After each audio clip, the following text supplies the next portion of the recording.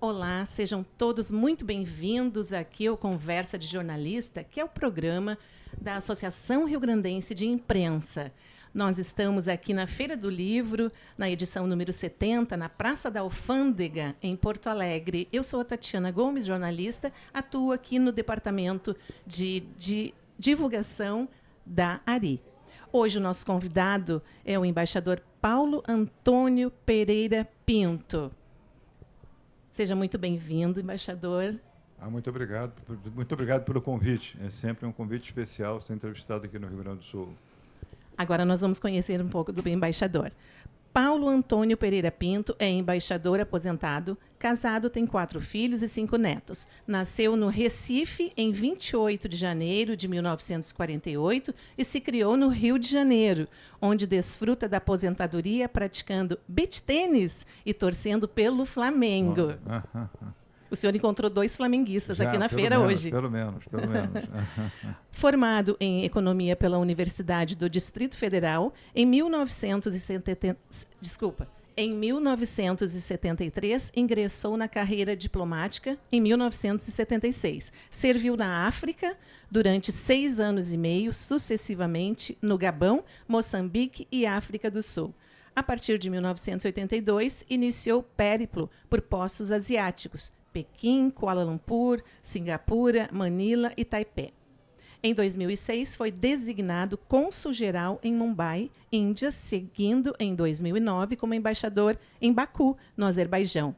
Sua última missão no exterior foi como embaixador em Minsk, Belarus, entre 2015 e janeiro de 2019. Seja muito bem-vindo, embaixador. Muito obrigado. Hoje o senhor tem o lançamento, às 17 horas, de seu livro. Sim.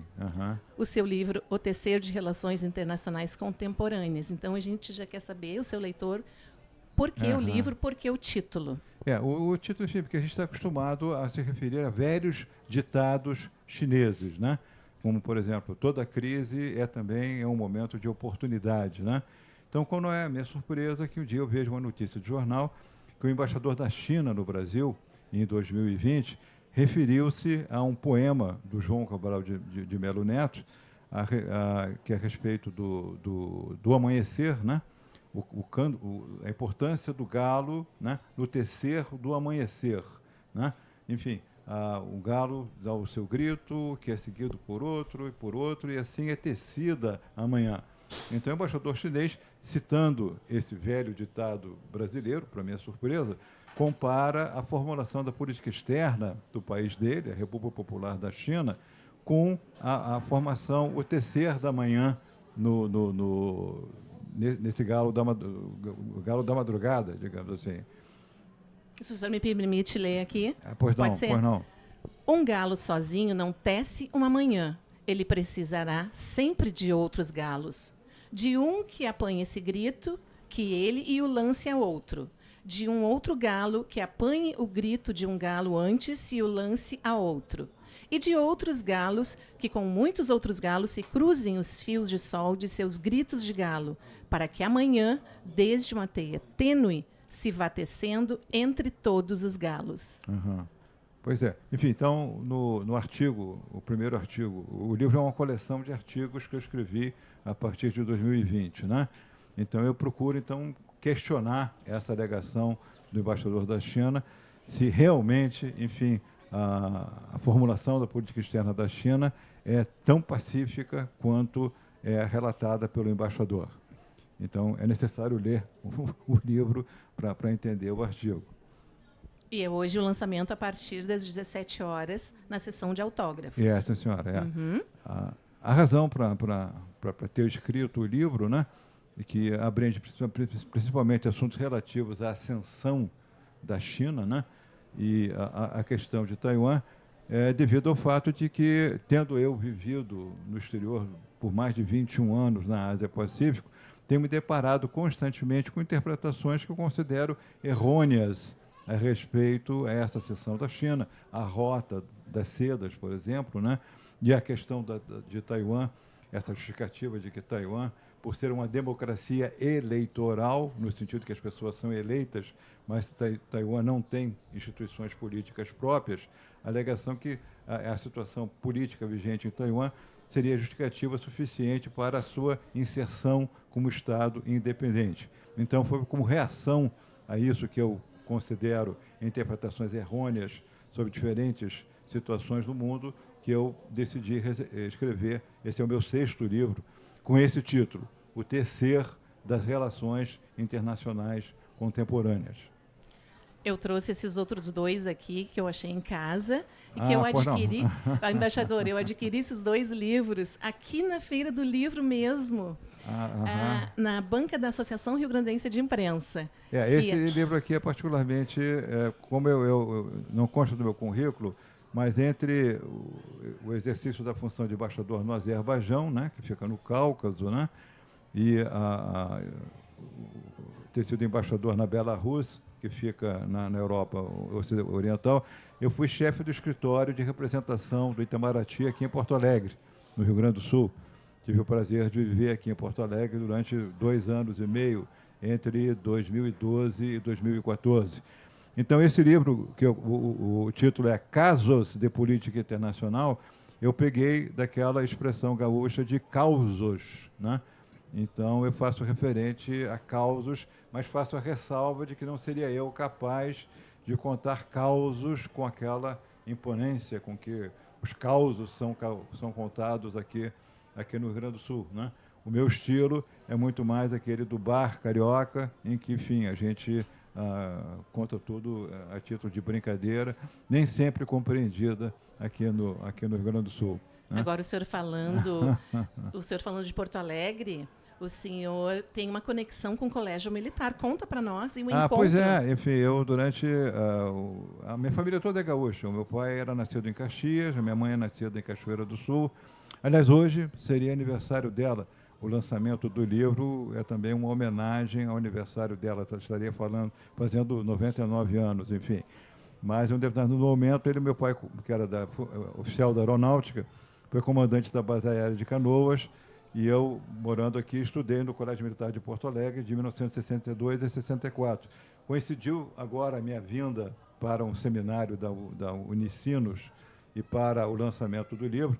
Na quinta-feira, houve uma cerimônia no Colégio Militar de Porto Alegre para receber os antigos alunos. Então, foi um prazer rever os guris, né? Os guris. Todos com mais de 70 anos, que nem eu, mas ainda nos tratamos como guris, contamos os casos de adolescência. Então, foi um momento muito, muito alegre ter vivido isso. Embaixador, falando da sua trajetória, tá? O senhor fez o vestibular do Instituto Rio Branco, depois o senhor foi secretário, conselheiro, ministro, embaixador, e ao longo de todos esses anos dos países que o senhor, né, que teve a sua base, onde o senhor serviu, qual foi o país assim que mais lhe chamou a atenção, que o senhor chegou e foi buscar as semelhanças culturais ou diferenças? Eu não sei quando o senhor chega, porque é um processo bem complexo, né? Chega no país, tem que se adaptar aos valores, tem que se adaptar à cultura, ao idioma. Como é que funciona isso? Isso é lógico que, no meu caso, aliás, no caso de cada um, depende muito da situação familiar, né? No meu caso, eu tenho 3 filhos, né? Então, a satisfação ou não com o posto sempre dependeu muito da situação familiar. Mas o que mais me impressionou foi a experiência passada em Maputo, em Moçambique, onde eu servi em 1976, logo após a independência. Então, quer dizer, logo na chegada, Moçambique recém-independente, país que havia optado para manter o idioma português, né? Então, parecia fácil chegar lá e dizer, enfim, poxa, falamos a mesma língua, né? Recebíamos como resposta, justificadamente, a resposta de que nunca ouvimos o sotaque brasileiro, né, na luta anticolonial. Tinham razão, porque o Brasil tinha apoiado Portugal, historicamente, nas resoluções das Nações Unidas, não apoiando a independência desses países. Nós só reconhecemos Angola a partir de 1974 e Moçambique também. E talvez o que mais me impressionou foi um fato que, em determinado momento, estava eu de chefe interino da embaixada, e cada vez que o presidente de Moçambique, no caso era o presidente Machel, ainda usava vestimenta de guerrilheiro, ia embarcar, estávamos numa fila, né, de diplomatas para a despedida, e o presidente Machel se endereçou, todo mundo se endereçou a mim também, em português, me perguntou como estávamos, o Brasil, lá em Moçambique. Eu respondi formalmente: estamos aqui para cooperar de acordo com aquilo que nos for pedido e de acordo com as nossas possibilidades. Ele fez mais algumas perguntas e chamou o vice-presidente e disse: esse rapaz me parece muito frio para ser brasileiro. O que realmente me causou um choque, que estava eu ali representando o Brasil num país de expressão portuguesa e sendo chamado de frio, né, pelo chefe da nação. Agora, com o espírito carioca, eu não perdi tempo de responder para ele: é a circunspecção dessa fila que me deixa assim. Na verdade, eu esperava o quê? Que eu estivesse fantasiado de baiana, assoviando, né, a colera do Brasil. Ele riu muito, enfim, sentiu que eu estava agindo como brasileiro, segundo a percepção dele. Então, foi um aprendizado, talvez, o mais profundo que eu tive na minha carreira, com o início de carreira, né? Muito bom, embaixador. Agora, falando em idioma, vou lhe provocar, vou lhe fazer uma brincadeira aqui. Eu vou dizer o seguinte: Здравствуйте. Меня зовут Татьяна. Я говорю по-русски. Очень приятно. Сегодня очень хорошо. Вы здесь? Спасибо. Spasibo большое, mas o meu rosto só vai até aí. Eu ocupo muito as minhas secretárias, que as secretárias todas falavam português, então a gente na embaixada falava português e então não era forçado a falar russo. Enfim, então eu aprendi muito pouco do idioma, que é um idioma lindo. Soa, inclusive, ao português, mas com isso você perde, inclusive, de ler, né, uma literatura riquíssima, né?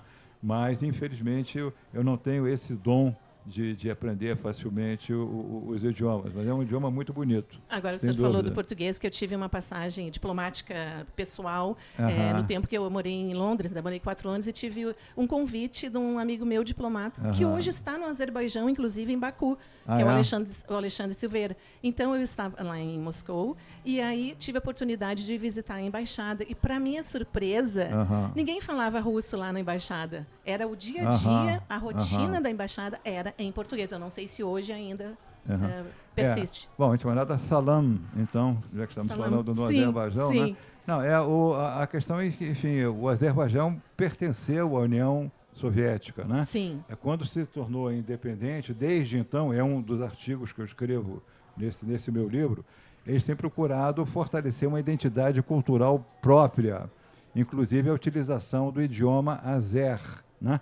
Se bem que a elite deles, desde o presidente, enfim, todos foram criados falando russo. Então, a explicação do porquê não é falado fluentemente hoje, já passados uns 40 anos, desde que os países se tornaram independentes da União Soviética, Sim. é uma reação, evidentemente, a esse sentimento de independência da antiga União Soviética. Mas os mais antigos continuam realmente falam russo, procurando acha. Sim. O Azerbaijão, inclusive, está na pauta internacional, né? Pois é.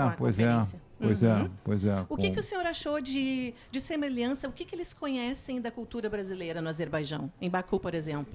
No Azerbaijão conhecem pouco, mas um detalhe, por exemplo, é que todos os países da antiga União Soviética sempre prezaram muito as lutas marciais. Com frequência, por exemplo, a gente vê o presidente Putin, né, com o kimono, né, japonês. Né?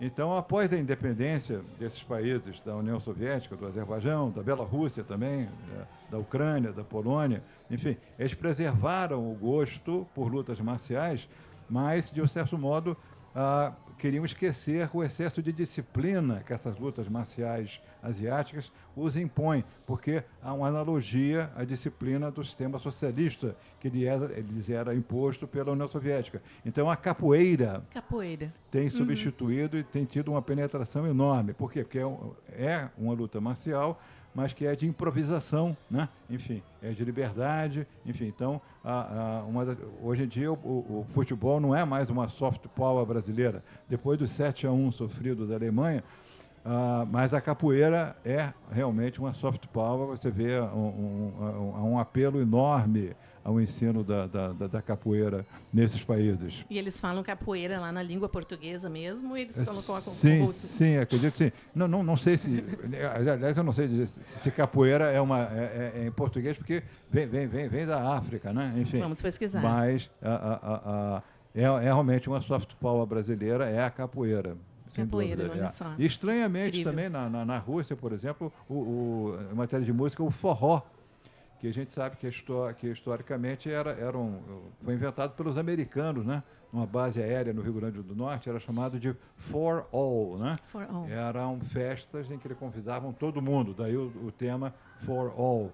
E como o forró e as músicas russas são tocadas em sanfona, acredito eu, daí, enfim, ter a popularidade do forró. Esse livro, por exemplo, que Dos você casos. referiu, eu primeiro lancei ele em russo, foi traduzido para o russo, Sim. e eu distribuí por universidades tanto da Bielorrússia quanto da Rússia, e tive o prazer de ser convidado para a Universidade de São Petersburgo, na Rússia, para fazer uma palestra a respeito do livro.